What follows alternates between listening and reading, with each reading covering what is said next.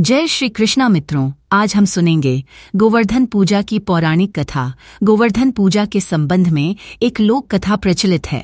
कथा यह है कि देवराज इंद्र को अभिमान हो गया था। इंद्र का अभिमान चूर करने हेतु भगवान श्री कृष्ण, जो स्वयं लीलाधारी श्री हरि विष्णु के अवतार हैं, ने एक लीला रची। प्रभु की इस लीला में यूं हुआ कि एक दिन उन्होंने देखा कि सभी ब्रजवासी उत्तम पकवान बना रहे हैं और किसी पूजा की तैयारी में जुटे।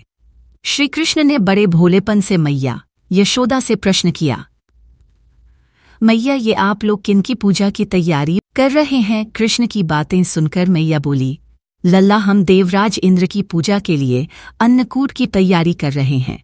मैया के ऐसा कहने पर श्री कृष्ण बोले, मैया, हम इंद्र की पूजा क्यों करते हैं? मैया ने कहा, वह वर्षा करते हैं जिससे अन्न की उपज होती है, उनसे हमारी गायों को चारा मिलता है।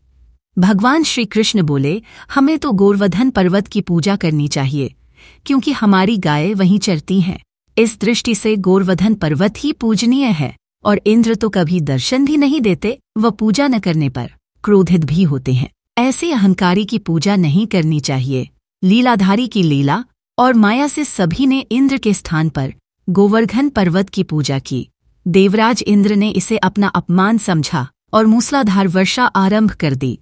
प्रलय के समान वर्षा देखकर सभी ब्रजवासी भगवान कृष्ण को कोसने लगे कि सब इनका कहा मानने से हुआ है। तब मुरलीधर ने मुरली कमर में डाली और अपनी कनिष्ठा उंगली पर पूरा गोवर्धन पर्वत उठा लिया और सभी ब्रजवासियों को उसमें अपने गाय और बछड़े समेत शरण लेने के लिए बुलाया। इंद्र कृष्ण की यह लीला देखकर और क्रोधित हुए बारिश और तेज हो गई इंद्र का मान मर्दन के लिए। तब श्री कृष्ण ने सुदर्शन चक्र से कहा कि आप पर्वत के ऊपर रहकर वर्षा की गति को नियंत्रित करें, और शेषनाग से कहा, आप मेढ़ बनाकर पानी को पर्वत की ओर आने से रोकें। इंद्र निरंतर 7 दिन तक मूसलाधार वर्षा करते रहे। तब उन्हें लगा कि उनका सामना करने वाला कोई आम मनुष्य नहीं हो सकता। वे ब्रह्मा जी के पास पहुंचे और सब वृतांत कह सुनाया। ब्रह्मा जी ने इंद्र से कहा कि आप जिस कृष्ण की बात कर रहे हैं, वह भगवान विष्णु के साक्षात अंश है और पूर्ण पुरुषोत्तम नारायण है।